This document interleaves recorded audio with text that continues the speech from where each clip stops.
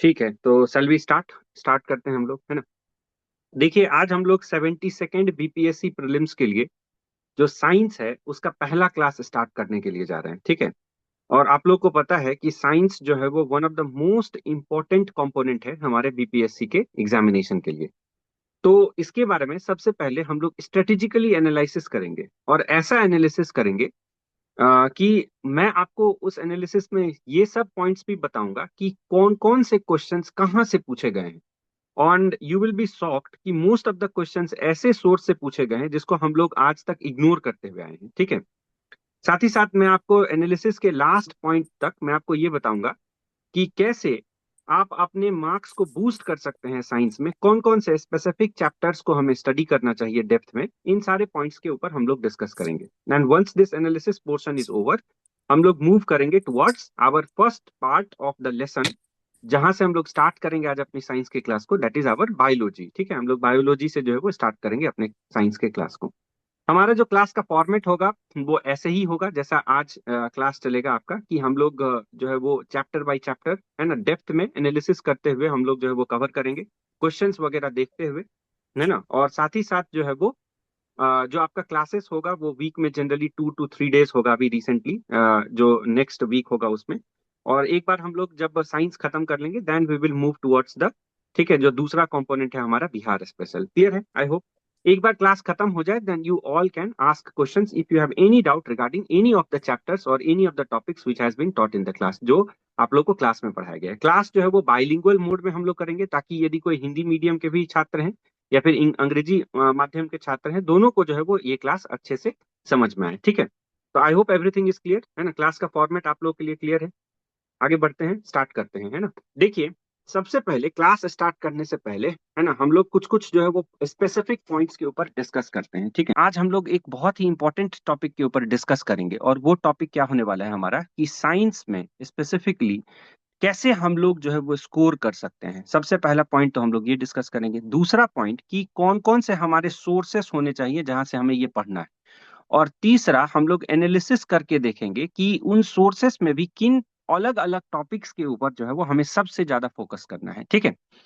तो देखिए, यहाँ पर एक हम लोगों ने एक कटआउट जो है वो तैयार किया है एनालिसिस करके, कि अलग अलग सब्जेक्ट्स में, चाहे वो फिजिक्स, केमिस्ट्री, बायो और टेक्नोलॉजी, ये चार अलग अलग जो साइंस के सेक्टर्स हैं, इसमें कितने कितने प्रश्न जो है वो पूछे गए हैं।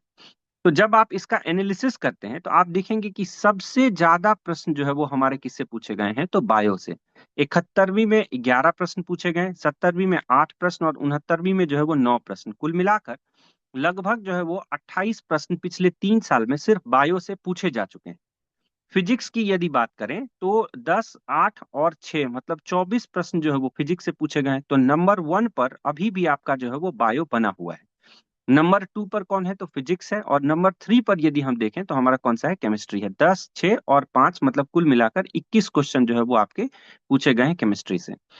अब इंपॉर्टेंट बात यह है कि ये सारे क्वेश्चंस जो हैं वो ऐसा नहीं है कि नॉन डुएबल थे। बायो के क्वेश्चंस थोड़ा डिफिकल्ट और कॉन्सेप्चुअल थे, लेकिन कहाँ से थे, किस चैप्टर से थे, क्या पूछना चाह रहे थे, आज हम सब कुछ जो है वो एनालिसिस करेंगे। एंड ट्रस्ट मी, आज इस क्लास के बाद आपको किसी और एनालिटिकल वीडियो की जरूरत नहीं होगी, ठीक है, क्योंकि मैं आपको सोर्स भी दिखाऊंगा, क्वेश्चंस भी दिखाऊंगा कि कहाँ से क्वेश्चंस जो है वो उठाकर आपसे सीधे सीधे प्रश्न जो है वो पूछे गए। और मैं आपको चैप्टर्स भी बताऊंगा कि कौन से चैप्टर्स आपको पढ़ने हैं, और उन चैप्टर्स में भी कौन से चैप्टर्स के कौन से स्पेसिफिक टॉपिक के ऊपर जो है वो आपको फोकस करना है। एक बार once all these things are done, एक बार हम ये सारी चीजें जब कंप्लीट कर लेंगे, then we will start with our first class, that is the biology class, ठीक है। क्लियर है।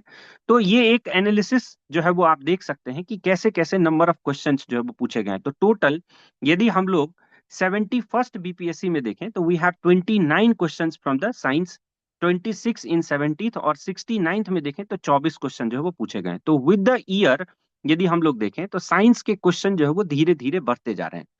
अनुमान है कि इस बार भी आपके 25 से 30 क्वेश्चन तो साइंस से रहेंगे ही रहेंगे। तो इसका मतलब साइंस जो है वो एक ऐसा फील्ड हो जाता है जहां पर हम कम से कम एफर्ट्स में, लेस एफर्ट्स में हम मैक्सिमम जो है वो स्कोर कर सकते हैं। क्यों?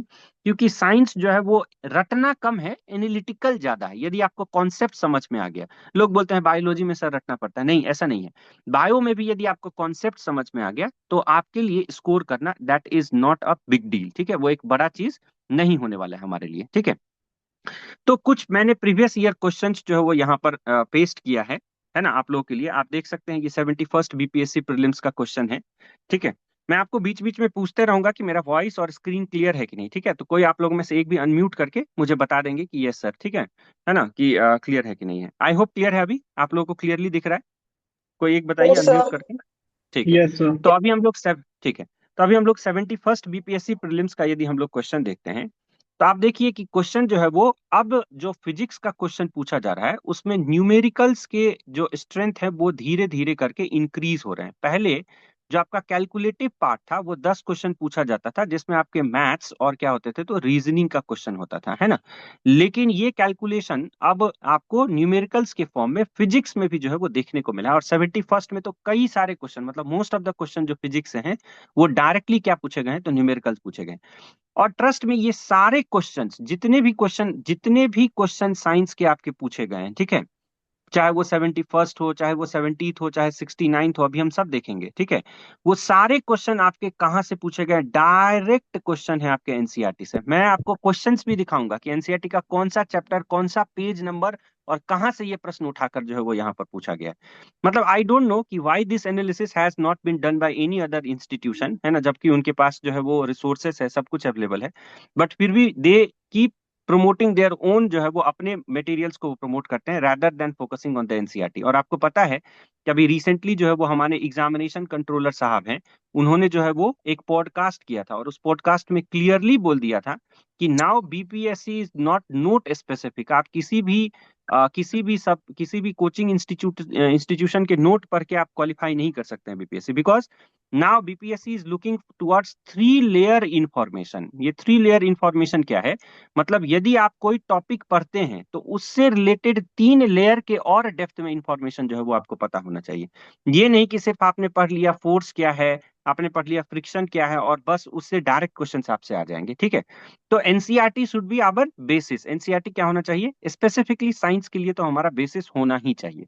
जैसे पहला क्वेश्चन देखिए, यहाँ पर बोलता है क्वेश्चन कि we apply a force of 200 newton on a wooden box and push it on the floor at a constant velocity, the marginal frictional force will be कितना। अब क्वेश्चन जो है वो देखने में बहुत डिफिकल्ट लग रहा है हमें कि क्या है ये क्वेश्चन। बहुत सारे जो लोग साइंस बैकग्राउंड से नहीं है, या फिर जिन्होंने साइंस सिर्फ इतना ही पढ़ा है कि कैसे जैसे तैसे करके वो पास कर जाएं, उनके लिए और थोड़ा डिफिकल्ट लग रहा है। लेकिन आप यदि इस क्वेश्चन को देखेंगे तो ये देखिए, ये एनसीईआरटी का मैंने कटआउट लगाया हुआ है, ये और नीचे वाला जो एनसीईआरटी, ये भी एनसीईआरटी का ही कटआउट है। ये क्वेश्चन क्लास 9th एनसीईआरटी की बुक है, क्लास 9th की, उसमें एक चैप्टर है, चैप्टर 8 है, जिसका नाम है force and laws of motion. Force and laws of motion. यदि आप लोगों के पास एनसीईआरटी की किताब अभी अवेलेबल है तो आप उसमें पलट कर देख सकते हैं जाकर। ये देखिए क्वेश्चन नंबर 10 है, सेम क्वेश्चन है ये एनसीईआरटी की किताब में, कि using a horizontal force of 200 newton we intend to move a wooden cabinet across the floor at a constant velocity, what is the frictional force that will be exerted on the cabinet. Same question, change भी नहीं किया गया, इसको उठाकर direct आपके प्रश्न में जो है वो यहाँ पर रख दिया गया है, ठीक है। कैसे सॉल्व करेंगे इसको? बहुत आसान है। इसमें क्या पूछा जा रहा है? इसमें ये पूछा जा रहा है कि आपको कॉन्सेप्ट आपका क्लियर है कि नहीं है। तो यदि कोई ऑब्जेक्ट कांस्टेंट वेलोसिटी पे मूव कर रहा है ना, ठीक है, constant velocity is the key word यहाँ पर। कांस्टेंट वेलोसिटी से मूव कर रहा है, इसका मतलब आपने पढ़ा होगा, यदि नहीं पढ़ा होगा तो मैं आप लोग को पढ़ाऊंगा अभी फिजिक्स में, कि वेलोसिटी को हम लोग 2 पार्ट में डिस्ट्रीब्यूट कर सकते हैं। एक होता है इनिशियल वेलोसिटी और एक होता है फाइनल वेलोसिटी, है ना। इनिशियल वेलोसिटी को u से रिप्रेजेंट करते हैं, फाइनल वेलोसिटी को v से रिप्रेजेंट करते हैं। तो यदि कांस्टेंट वेलोसिटी है तो इसका मतलब v माइनस u जो है वो आपका क्या है? 0 है, मतलब वेलोसिटी में कोई चेंज हो ही नहीं रहा है। तो आपको पता है कि फोर्स का फॉर्मूला क्या होता है? मास इंटू एक्सिलरेशन, है ना, ये आपको पता है। और एक्सिलरेशन इज इक्वल टू होता है v minus you upon T. तो यदि v minus you upon T, v minus you यदि आपका 0 है तो एक्सिलरेशन भी इस केस में कितना हो गया? 0 हो गया। एक्सिलरेशन इस केस में यदि 0 हो गया तो आउटसाइड से जो फोर्स लग रहा है वो फोर्स भी आपका कितना हो गया? 0। फोर्स यदि 0 हो गया तो इसका मतलब कि उस ऑब्जेक्ट के ऊपर बाहर से कोई और फोर्स नहीं लग रहा है, जितना फोर्स आगे मूव करने के लिए वो लगा रहा है, फ्रिक्शनल फोर्स अपोजिट डायरेक्शन में उतना ही लगेगा उसके ऊपर। तो मतलब कि यदि 200 न्यूटन का फोर्स उसके ऊपर हम अप्लाई कर रहे हैं मूव करने के लिए, तो अपोजिट डायरेक्शन में उसके ऊपर 200 न्यूटन का ही फोर्स लगेगा सिर्फ और सिर्फ, बिकॉज एक्सटर्नल फोर्स इसमें कितना है, तो जीरो है। Direct question from the NCERT of class 9th आप देख सकते हैं यहाँ पर, chapter 8 force and laws of motion से जो है वो आपको पूछा गया है। एक और क्वेश्चन हम लोग देखते हैं। मान लीजिए दूसरा क्वेश्चन है यहाँ पर कि अ ट्रक स्टार्ट्स मूविंग, है ना, फ्रॉम रेस्ट, है ना, रेस्ट से स्टार्ट किया है ट्रक, ट्रक ने मूव करना। रेस्ट मतलब पहले वो किसी रुके हुए अवस्था में था, और ये डाउन हिल जाता है with a constant acceleration. If it achieves 400 meters in 20 seconds, 400 meter यदि ये ट्रक चलता है डाउन हिल, मतलब हिल के नीचे की ओर ट्रक जो है वो जा रहा है, 400 मीटर गया ये ट्रक कितने सेकंड्स में, तो 20 सेकंड्स में। If the weight of the truck is 7 ton, अब वेट ऑफ द ट्रक दे दिया हमें कितना, 7 ton. What will be the force acting on it, कितना फोर्स लगेगा इसके ऊपर। ये क्वेश्चन भी अपने आप में डिफिकल्ट लग रहा है, लेकिन फिर से मैं आपको यदि दिखाऊं कटआउट, तो ये आप देख रहे हैं ये वाला क्वेश्चन, आप देखिए ये एक्सरसाइजेस एनसीईआरटी का ही एक्सरसाइज का क्वेश्चन है, और ये सेम क्लास 9th की ही एनसीईआरटी है ना, और same force and laws of the motion से ही ये डायरेक्ट जो है वो आपसे क्वेश्चन यहाँ पर पूछा गया है, force and laws of motion से ही, क्लास 9th एनसीईआरटी, है ना, चैप्टर 8 से। अब देखिए सेम क्वेश्चन यहाँ पे भी आपको देखने को मिलेगा। Truck starts from the rest and rolls down a hill with constant acceleration, it travels a distance of 400 meter in 20 seconds, find its acceleration, find the force acting on it if its mass is 7 ton. Clear cut same question. आप देखिए कि यहाँ पर numericals भी change नहीं किया गया। 400 metre का यदि स्पीड है, तो आपके क्वेश्चन में भी 400 मीटर ही दिया हुआ है। 20 सेकंड यदि टाइम टाइम है यहाँ पर, तो एनसीईआरटी में के पुस्तक में भी 20 सेकंड ही टाइम रेफर्ड है। ट्रक का मास तक नहीं चेंज किया, ठीक है। 7 टन यदि ट्रक का मास है, तो यहाँ पर आप देखिए कि यहाँ पर भी आपके ट्रक का मास जो है वो 7 टन ही दिखाया गया है। मतलब आप समझ सकते हैं, सिर्फ और सिर्फ हम लोग जो है वो नोट्स पढ़ते हैं, ठीक है, कि हम ये प्रयास करते हैं कि नोट्स पढ़ लेंगे, है ना, 20 पेज का नोट्स पढ़ेंगे, और जाकर साइंस में जो है वो 25 में से कम 20 क्वेश्चन तो सही कर ही लेंगे। कैसे सही कर पाएंगे। Now BPSC is moving clear cut towards NCERT. और जब आप एनसीईआरटी पढ़ेंगे, तो एनसीईआरटी क्या है, उसमें कई सारे चैप्टर्स हैं, कई सारे वॉल्यूम्स हैं, है ना। तो उसको पढ़ने के लिए हमें स्ट्रेटेजिकली तैयारी करना पड़ेगा, वो तैयारी हम लोग यहाँ पर करने वाले हैं। तो अब यदि मान लीजिए इसी क्वेश्चन को यदि मैं सॉल्व करूं, तो एक फॉर्मूला है फिजिक्स में, जब आप ये चैप्टर पढ़ेंगे एनसीईआरटी का, हम लोग जब डिस्कस करेंगे, तो एक फॉर्मूला है फिजिक्स में, आप लोग को पता होगा, S is equal to UT plus half A T square. आप लोगों ने ये सुना है, किसी ने सुना, आप लोगों ने सुना होगा ये, कोई बताइए, कंफर्म कीजिए, यस सुना सर। ही होगा, है ना, बहुत अच्छे से सुना होगा। तो यहाँ पर एस जो है वो किसको डिनोट करता है, डिस्टेंस को, कि कितना डिस्टेंस जो है वो कोई ऑब्जेक्ट ट्रेवल किया है। तो यहाँ पर हमारे पास डिस्टेंस कितना है बताइए ना, 400 मीटर है। तो यदि हम लोग एस पुट करें, तो एस इज इक्वल टू कितना हो गया, 400 मीटर्स। टाइम जो है वो समय कितना लग रहा है उस 400 मीटर में जाने के लिए, तो 20 सेकेंड लग रहा है। तो फॉर्मूला पर आप यदि पुट कर दीजिए, तो 400 is equal to U T plus 1/2 A T square लिख सकते हैं। अब इसमें क्या क्या है कि 400 इज इक्वल टू यू जो है, मैंने आपको बताया कि जब आप हम लोग पढ़ते हैं, या आप लोगों ने पढ़ा होगा, यू जो है वो क्या होता है, इनिशियल वेलोसिटी किसी भी ऑब्जेक्ट का। भी क्या होता है, उसका फाइनल वेलोसिटी। तो इनिशियल वेलोसिटी मैंने बताया कि ये कहाँ से स्टार्ट हुआ, आपका रेस्ट से। रेस्ट मतलब पहले ये रुके हुए अवस्था में था। तो यू आपका कितना हो जाएगा, इनिशियल वेलोसिटी 0, क्योंकि रुका हुआ था, मूव नहीं कर रहा था। तो यू को टी से मल्टीप्लाई करेंगे, तो यू टी पूरा ही टर्म ये 0 हो जाएगा, 0 गुने टी 0 ही होता है। आप प्लस क्या लिखेंगे, हाफ ए टी स्क्वायर लिखेंगे आगे। तो हाफ ए टी स्क्वायर, तो ए हमें नहीं पता है, और टाइम हमारे पास कितना दिया हुआ है बताइए ना, 20 सेकेंड। तो 20 का स्क्वायर कितना हो जाएगा, 400 हो जाएगा 20 का स्क्वायर, है ना। तो यहां से यदि आप कैलकुलेट करेंगे, तो एक्सीलरेशन इज इक्वल टू हो जाएगा 400 इंटू 2/400। ये 400 इधर चला जाएगा, तो 400 400 कट जाएगा। तो एक्सीलरेशन आपका क्या हो जाएगा बताइए ना, 2 मीटर पर सेकेंड स्क्वायर एक्सीलरेशन आ गया।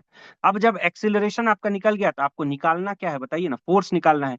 तो बहुत आसान है फोर्स निकालना। Force is equal to mass into acceleration होता है। मास आपका ट्रक का दिया हुआ है 7 न्यूटन, 7 टन। तो 1 टन में 1000 जो है वो किलोग्राम होता है। तो 7 टन में हो गया आपका कितना बताइए ना, 7000। और 7000 को हम लोग क्या करेंगे, तो 2 से मल्टीप्लाई कर देंगे, तो 14000 न्यूटन जो है वो सीधा सीधा आपका आंसर आ जाएगा, और इसका आंसर डी हो जाएगा, ठीक है। तो आप समझ सकते हैं कि कैसे डायरेक्ट एनसीईआरटी के कॉन्सेप्ट से जो है वो आपको प्रश्न जो है वो पूछा जा रहा है, ठीक है। तीसरा प्रश्न पे देखते हैं। मतलब मेरे पास तो समय नहीं मिला, नहीं तो मैं 70, 71, 69 सारे क्वेश्चंस में एनसीईआरटी आपको मतलब जो है वो कटआउट निकाल कर मैं आपको दिखा सकता हूँ कि कौन से क्वेश्चंस कहाँ से पूछे गए हैं, ठीक है।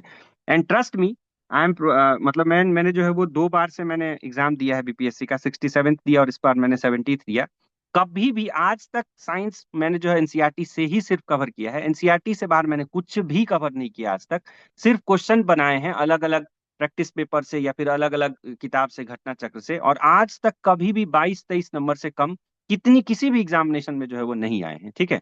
सिर्फ एनसीईआरटी हमें फॉलो करना है। हम जो किताब भी फॉलो करेंगे अभी पढ़ने के लिए, कॉन्सेप्ट के लिए, वो सब भी जो है वो सिर्फ और सिर्फ एनसीईआरटी फॉलो करेंगे। अब जैसे एक 123 नंबर प्रश्न देखिए आप, ठीक है। 123 नंबर प्रश्न तो और ज्यादा जो है वो सिंपल है। Energy consumed in a home, ठीक है, किसी घर में जो एनर्जी कंज्यूम किया जाता है वो 250 यूनिट है, तो टोटल एनर्जी कितना होगा जूल में, ये हमें पता लगाना है। अब देखिए मैं आपको दिखाता हूँ आपको, ठीक है। ये जो जो प्रश्न है ये देखिए, ये भी एनसीईआरटी का प्रश्न है। यहाँ पर देखिए एक सेम प्रश्न है कि a certain house hold has consumed 250 units of energy, देख रहे हैं आप, ड्यूरिंग अ मंथ, एक महीने में, how much energy is this in joule. Straight forward question, मतलब यहाँ तक बीपीएससी ने ये भी नहीं समझा कि इस 250 यूनिट को हम लोग चेंज करके 300 यूनिट कर देते हैं। तो यदि इस प्रश्न के बारे में हम बात करें तो ये भी क्लास 9th की एनसीईआरटी और चैप्टर नहीं, ये क्लास 9th का एनसीईआरटी है और ये चैप्टर 10 है आपका, जो जिसका नाम है वर्क एंड एनर्जी। आप लोगों के पास यदि किताब हो, अभी नहीं हो बाद में हो, जाके देख लीजिएगा कि सर ने जो है वो कहाँ से ये क्वेश्चन जो है वो उठाकर, या बीपीएससी ने ये कहाँ से क्वेश्चन उठाकर जो है वो डाला है। क्लास 9th की NCERT chapter 10 work and energy, उसमें एक्सरसाइज में जाएंगे और 9वां नंबर प्रश्न आप देखेंगे। सेम प्रश्न जो है वो बीपीएससी आपसे यहाँ पर पूछ रही है। देखिए आपकी एक एनर्जी जो है वो कंज्यूम किया जाता है किसी घर में 250 यूनिट, यूनिट तक सेम है। कैसे सॉल्व करेंगे, बहुत आसान है ना।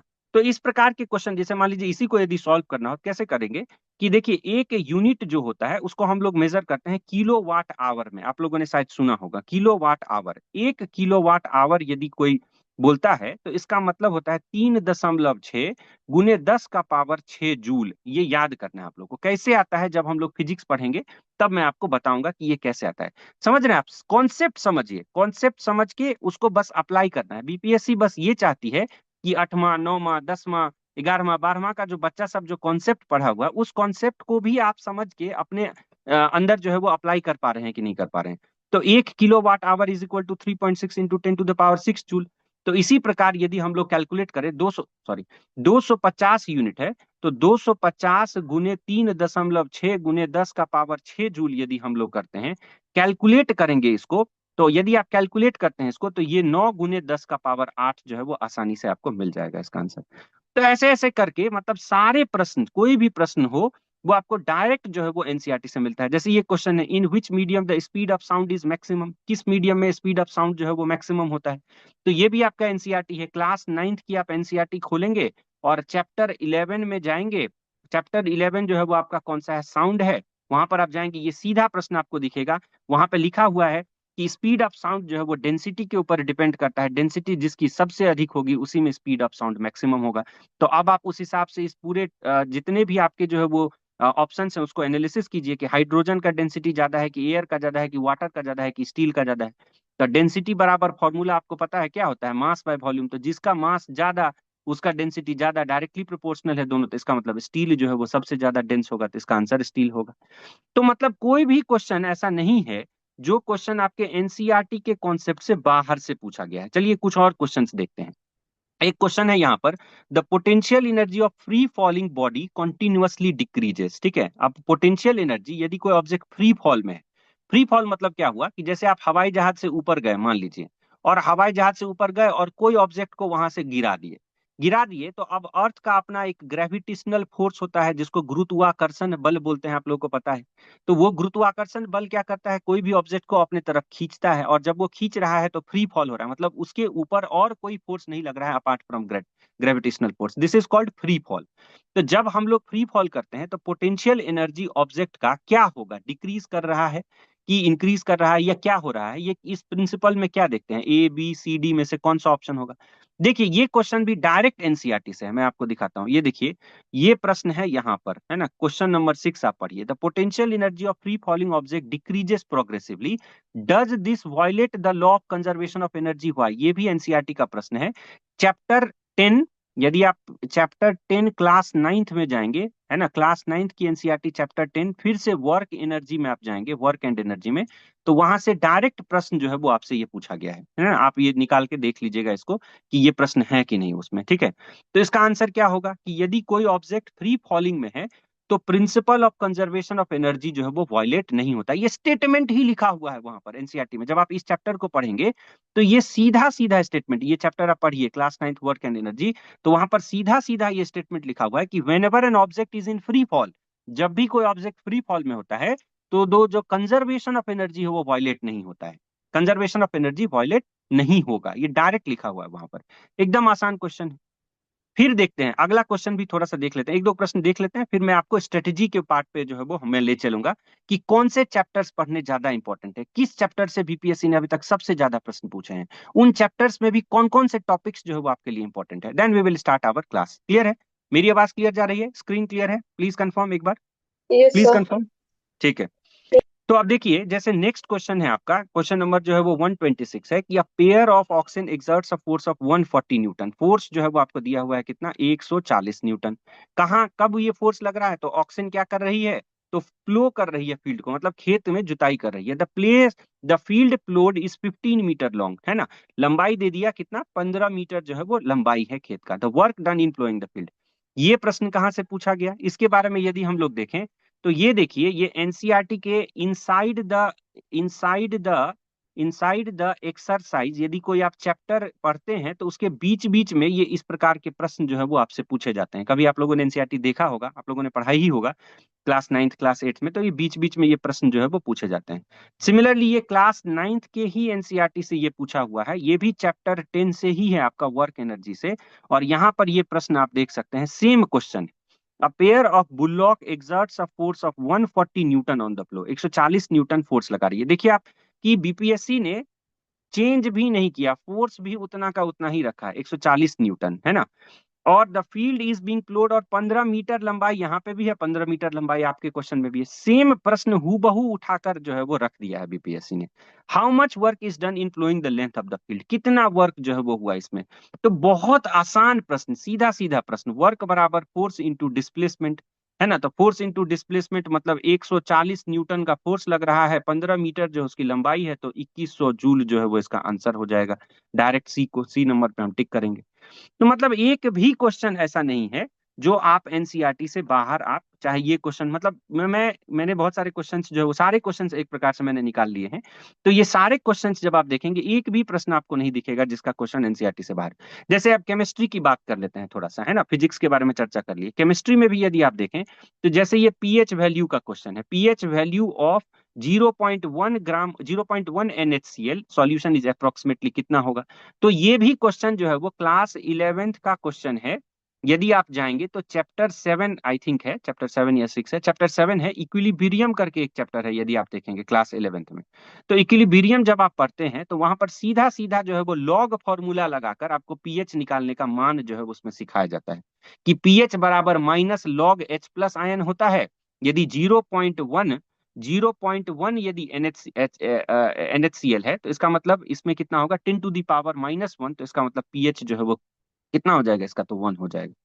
अगला क्वेश्चन यदि इस प्रकार से, मतलब कोई भी प्रश्न यदि हम लोग उठा लें, कोई भी प्रश्न, है ना, रैंडमली यदि हम लोग कुछ भी प्रश्न उठा लें, बायो के बारे में चर्चा कर लेते हैं, जैसे मान लीजिए कोई भी प्रश्न उठा लीजिए कि which metal compound is used for treatment of carcinoma, है ना, तो ये प्लेटिनम है। ये भी क्लास क्लास जो है वो 12th का एनसीईआरटी है, जहां पर बायोटेक्नोलॉजी और उसके एप्लीकेशंस के बारे में जो है वो पढ़ाया गया है उस एनसीईआरटी के चैप्टर में। और आप इसमें देखेंगे कि कैसे वहां पर जीन एडिटिंग के बारे में चर्चा किया गया है, और अलग अलग बायोटेक्नोलॉजी में अलग अलग कंपाउंड्स का इस्तेमाल हम कहाँ करते हैं, सीधा सीधा है वहां पर कि कार्सिनोमा ट्रीटमेंट करना है तो प्लेटिनम का इस्तेमाल करेंगे। ठीक है, इस प्रकार से यदि 139 नंबर प्रश्न देखते हैं, 139 नंबर क्वेश्चन यदि देखते हैं, इसमें hormones are secreted by, hormones किसके द्वारा सीक्रेट होता है? सीधा क्वेश्चन है। क्लास 10th का यदि आप एनसीईआरटी उठाइएगा, उसमें एक चैप्टर है जिसका नाम है कंट्रोल एंड कोऑर्डिनेशन। क्या नाम है? Control and coordination. Control and coordination शायद चैप्टर 7 है, देख लीजिएगा। तो हॉर्मोन्स जो है वो कौन सीक्रेट करता है? सीधा सीधा वहां पर लिखा हुआ है कि हार्मोन सिक्रीशन का काम जो है वो इंडोक्राइन ग्लैंड्स के ऊपर होता है। मतलब कोई भी प्रश्न आप उठा लीजिए, एक भी प्रश्न ऐसा नहीं है जो आपको एनसीईआरटी से बाहर का दिखेगा।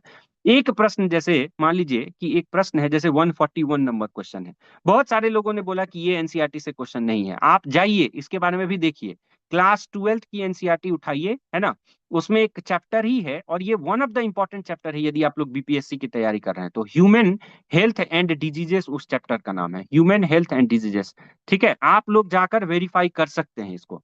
वहां पर which class of immunoglobulin is the first to be produced in response to an infection, मतलब यदि बॉडी में कहीं पे भी कट जाता है, छिल जाता है, कोई इन्फेक्शन हो जाता है, तो कौन सा इम्यूनोग्लोबिन जो है वो पहले प्रोड्यूस होगा? सीधा सीधा क्लास 12 चैप्टर, क्लास 12 में ये चैप्टर 8 है, आई थिंक 8वां चैप्टर है।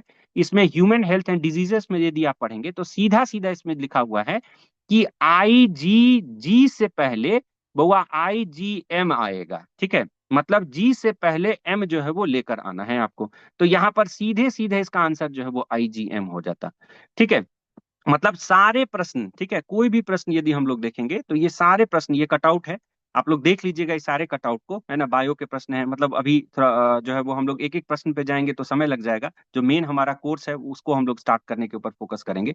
तो ये सारे प्रश्न, चाहे आप कोई भी प्रश्न हो, 68th का हो, 69th का हो, 70th का हो, जितने भी प्रश्न हैं सब एनसीईआरटी के किसी न किसी चैप्टर से मैं आपको रिलेट करके कटआउट दिखाकर मैं बता सकता हूं कि एनसीईआरटी आप लोगों के लिए कितना इंपॉर्टेंट है। यदि एक बार आपने एनसीईआरटी को अच्छे से पढ़ लिया, कंसेप्ट के साथ, खुद से भी पढ़ लिया या फिर किसी कोर्स के माध्यम से पढ़ लिया, हमारे यहाँ से पढ़ लिया, तो आप मान कर चलिए कि आपको 24 से 25 नंबर कम से कम जो है वो आपको साइंस वाले पोर्शन में आराम से जो है वो आपको मिलने वाला है। उसमें कोई भी जो है वो दिक्कत नहीं होने वाली है। अब हम लोग जो है वो हम अपने बेसिक कॉन्सेप्ट्स के ऊपर चलते हैं, वो है हमारा एनालिसिस। तो इतने सारे चीजों को देखकर हम क्या एनालिसिस कर पाए, इसके बारे में हम लोग चर्चा करते हैं। ठीक है, क्लियर है? वॉइस क्लियर है? एवरीवन प्लीज कंफर्म, एक बार कंफर्म कीजिए, क्लियर है voice, yes sir. Screen clear है? ठीक है, तो अब हम लोग एनालिसिस करते हैं। सबसे पहले ये देखते हैं कि इस पूरे जो इतना एनालिसिस हम लोगों ने किया, एनसीईआरटीज को देखा, अलग अलग चैप्टर्स के बारे में हम लोगों ने जाना, इससे क्या टेक अवे है? सबसे बड़ा टेक अवे है कि अब आपको सिर्फ और सिर्फ एनसीईआरटी बेस्ड तैयारी करना है। किसके लिए? तो जब बात करते हैं हम लोग साइंस के लिए, इसको गांठ बांध लेना है। अभी समय है, 26 जुलाई तक का समय हमारे पास है। तो हम लोग इस पूरे एनसीईआरटी को पूरा जो है वो खंगाल देंगे अच्छे से, और कॉन्सेप्ट्स पढ़ जाएंगे, और साथ साथ ग्रुप में आपको न्यूमेरिकल्स मिलेगा, है ना, उसका डिस्कशंस होगा। कुछ नहीं समझ में आ रहा है तो आप 1-to-1 मेंटरशिप में आकर जो है वो पूछ सकते हैं। मतलब हम एनसीईआरटी को छोड़ने वाले नहीं है। जो हमारा 25 से 30 क्वेश्चन है उसमें तो हम इसको सीधे बुल्स आई पे हिट करेंगे। ठीक है, कि हमें ये प्रश्न, एक भी प्रश्न जो है वो हमारा गलत नहीं होना चाहिए, चाहे वो मेमोरी बेस्ड हो, चाहे वो एनालिटिकल हो। दूसरा टेक अवे क्या है इससे, कि सबसे ज्यादा प्रश्न जो है वो बायोलॉजी से पूछे गए हैं। जो मैंने हम लोगों ने ऊपर देखा है ना, सबसे ज्यादा क्वेश्चन जो है वो कितने क्वेश्चन पूछे गए हैं बायोलॉजी से, मतलब बताइए ना, 28 क्वेश्चन जो है वो आपके बायोलॉजी से सीधे सीधे पूछे गए एनसीईआरटी से। उसके बाद जो है वो फिजिक्स से पूछे गए, उसके बाद केमिस्ट्री से पूछे गए, फिर टेक्नोलॉजी से पूछे गए। साइंस एंड टेक से 6 क्वेश्चन 7 क्वेश्चन जो है वो ऑलमोस्ट पूछा गया है। अब एनसीईआरटी में भी कौन सी एनसीईआरटी जो है वो सबसे ज्यादा इंपॉर्टेंट है, यहाँ तो मैं आपको पढ़ाऊंगा ही, सारे एनसीईआरटी पढ़ाऊंगा यहाँ पर, क्योंकि हम लोग तो यहाँ पर जिस्ट पढ़ेंगे। यदि आप रिवीजन करना चाहते हैं, आपके पास समय है, इंटरेस्ट है आपको साइंस में, आप खुद से पढ़ना चाहते हैं, तो आप क्लास 9th और 10th की एनसीईआरटी को सबसे ज्यादा प्रायोरिटी पर रखकर पढ़ सकते हैं। बहुत मतलब ज्यादा डिफिकल्ट नहीं है, आप पढ़िए, हम लोग यहाँ पर उसको डिस्कस भी कर रहे हैं। तो सबसे ज्यादा प्रायोरिटी पे हमें रखना है क्लास 9th और 10th की एनसीईआरटी को। क्लास 12th की एनसीईआरटी के बारे में यदि हम लोग ज्वाइन बात करें, तो ये क्रूशियल है फॉर स्पेसिफिक थिंग्स। जैसे बायोलॉजी से रिलेटेड क्वेश्चंस क्लास 12th की एनसीईआरटी से सबसे ज्यादा पूछे गए, और स्पेशलाइज्ड केमिस्ट्री के क्वेश्चंस जैसे इक्विलिब्रियम चैप्टर मैंने आपको बताया है ना, इन सब से रिलेटेड जो है वो प्रश्न आपसे पूछे जाएंगे। क्लास 11th में कुछ सिलेक्टिव टॉपिक्स जो है वो हमें पढ़ना है, वो मैं आपको आगे बताऊंगा कि कौन कौन से टॉपिक्स पढ़ने हैं। जैसे, है ना, पीएच पढ़ना है आपको, हीट एंड थर्मोडायनेमिक्स पढ़ना है, ठीक है, इक्विलिब्रियम पढ़ना है, ये सब जो है वो आपको, है ना, एसिड बेसिस एंड सॉल्ट्स पढ़ना है, ये सब जो है वो आपको पढ़ना पढ़ना पढ़ना तो पड़ेगा ही पड़ेगा। ठीक है, अब यदि हम लोग टॉपिक वाइज डिस्कशन कर लें कि जो 28 प्रश्न हमारे बायो से पूछे गए हैं पिछले 3 साल में, उसमें कौन से टॉपिक से कितने प्रश्न जो है वो पूछे गए हैं, तो सबसे ज्यादा पूछा गया है लाइफ प्रोसेस करके एक चैप्टर है, वहां से सबसे ज्यादा प्रश्न जो है वो आपसे पूछे गए हैं। और लाइफ प्रोसेस कहाँ पे है, तो क्लास 10th का एक चैप्टर है, आप लोगों ने पढ़ा होगा, नहीं पढ़ा होगा तो एक बार इसको जाके देख लेंगे। इसमें रिपीटेड क्वेश्चन जो है वो पूछे गए हैं, किस किस टॉपिक से, जैसे डाइजेशन से क्वेश्चन पूछा गया है, हार्मोन से क्वेश्चन आपका पूछा गया है, ठीक है, ट्रांसपोर्टेशन से रिलेटेड क्वेश्चन पूछा गया है, आपका ट्रांसपोर्टेशन से रिलेटेड क्वेश्चन पूछा गया है ना, जाइलम फ्लोएम क्या होता है, इन सब से रिलेटेड क्वेश्चन पूछा गया है। उसके बाद human health and diseases class 12th, ये सबसे इंपॉर्टेंट चैप्टर है आप लोग के लिए बायो में। इससे एंटीबायोटिक्स क्या होता है, वायरसेस क्या है, इम्यूनोलॉजी क्या है, आईजीजी आईजीएम क्या होता है, ये सब सारे प्रश्न जो है वो आपसे डायरेक्ट यहाँ से पूछे गए हैं। उसके अलावा सेल जो है उसको हम लोग छोड़ नहीं सकते हैं, क्लास 9th और क्लास 11th दोनों में ये सेल है। इसके बारे में, सेल का स्ट्रक्चर, उसके मेम्ब्रेन्स है ना, कौन कौन से सेल ऑर्गेनल्स होते हैं, इन सब के बारे में जो है वो आपको ध्यान रखना है। और मॉलिक्यूलर बेसिस ऑफ इनहेरिटेंस की, लॉ ऑफ इनहेरिटेंस कैसे काम करता है, इनहेरिटेंस में हम लोग डीएनए स्ट्रक्चर, एमआरएनए, है ना, इन सबसे फ्रीक्वेंट क्वेश्चन जो है वो पूछे गए हैं। तो ये सारे एनसीईआरटी यदि आप कवर कर लेते हैं तो मोस्ट ऑफ द बायो जो है वो आपका कंप्लीट हो जाएगा। सिमिलरली फिजिक्स में 24 क्वेश्चन पूछे गए हैं, 24 में सबसे ज्यादा क्वेश्चन जो है वो पूछे गए हैं किससे, तो मोशन से, फोर्स से, लॉ ऑफ मोशन से, जैसे मैंने आपको ऊपर में दिखाया। तो हाई फ्रीक्वेंसी न्यूमेरिकल क्वेश्चन जो है वो इस प्रकार से पूछे गए। उसके बाद लाइट से प्रश्न जो है वो पूछा गया है कि मिरर फॉर्मूला के ऊपर, फोकल लेंथ, इमेज फॉर्मेशन कैसे होता है, इन सब के ऊपर क्वेश्चन जो है पूछे गए। इलेक्ट्रिसिटी और मैग्नेटिक इफेक्ट से रिलेटेड क्वेश्चन जो है पूछा गया है कि जैसे रेसिस्टेंस कैलकुलेट करके दिखाइए, है ना, पावर के बारे में बताइए, इलेक्ट्रिक करंट के बारे में बताइए, ठीक है, डायनेमो क्या होता है, फ्यूज का एप्लीकेशन कैसे होता है, ये सारे क्लास 10th और क्लास 12th एनसीईआरटी से पूछे गए। वर्क एंड एनर्जी से रिलेटेड क्वेश्चन जो है वो आपसे पूछा गया है। वर्क एंड एनर्जी का कुछ क्वेश्चन हमने अभी देखा भी कि कैसे हम लोग कैलकुलेट करते हैं। केमिस्ट्री के बारे में यदि बात करें तो कॉन्सेप्चुअल और अप्लाइड क्वेश्चन पूछे गए, और कुल मिला के 21 क्वेश्चन जो है वो आपके केमिस्ट्री से जो है वो पूछे गए हैं, है ना, जिसमें स्ट्रक्चर ऑफ एटम जो क्लास 9th और क्लास 11th है वो ज्यादा इंपॉर्टेंट है। इसमें जैसे डाल्टन एटॉमिक थ्योरी है ना, J Thomson plum pudding model of atom है, ठीक है, ये सब सारा जो है वो आपसे पूछा गया। एलिमेंट्स का क्या प्रॉपर्टीज होता है, केमिकल रिएक्शन एंड इक्वेशंस जो क्लास 10th का आपका पहला ही चैप्टर है, इससे आपको जो है वो क्वेश्चन पूछा गया है कि डिस्प्लेसमेंट क्या होता है, डबल डिस्प्लेसमेंट क्या होता है, प्रेसिपिटेशन रिएक्शन क्या होता है, रेडॉक्स रिएक्शन क्या होता है, रेंसिडिटी क्या है, कोरोजन क्या है, ये सारे टॉपिक्स जो है वो हम लोग डिस्कस करेंगे डेप्थ में। और फिर उसके बाद पॉलीमर्स से जो है वो आपका पूछा गया है क्वेश्चन क्लास 12th का, इसमें अप्लाइड क्वेश्चन पूछे गए हैं, जैसे है ना, बायोडिग्रेडेबल पॉलीमर्स क्या है, जैसे आप, एक क्वेश्चन था पीएचबीवी के बारे में, ये बायोडिग्रेडेबल पॉलीमर है एक तरह से। सिंथेटिक फाइबर्स के बारे में एक क्वेश्चन था, जिसमें केलवर के बारे में एक क्वेश्चन था। तो ये सब सारा क्वेश्चन जो है वो डायरेक्ट क्लास 12th एनसीईआरटी से आता है।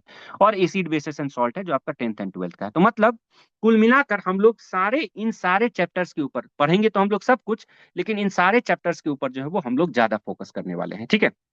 तो ये जो है वो एक तरह से हमारा स्ट्रेटेजिक एनालिसिस है। आप लोगों को पता है कि हम लोग वर्ज 2.0 जो है वो अभी चला रहे हैं, जिसमें आपको जो है वो 72nd बीपीएससी के लिए current affairs direct hit series मिलेगा। 3.0 मतलब सर जो है वो डायरेक्ट करंट अफेयर्स पढ़ाते हैं, और पिछले बार भी 20 से ज्यादा क्वेश्चन डायरेक्ट डायरेक्ट जो है वो सीरीज से आया था। साइंस पढ़ेंगे हम लोग, बिहार स्पेशल पढ़ेंगे, टेस्ट सीरीज जो होगा आपके लिए, और मेनी मोर मतलब आप कभी भी किसी भी मेंटर्स को जो है वो मैसेज कर सकते हैं, आप उनसे डायरेक्ट इंटरेक्ट कर सकते हैं यदि आपको कोई भी प्रॉब्लम लगता है तो, है ना।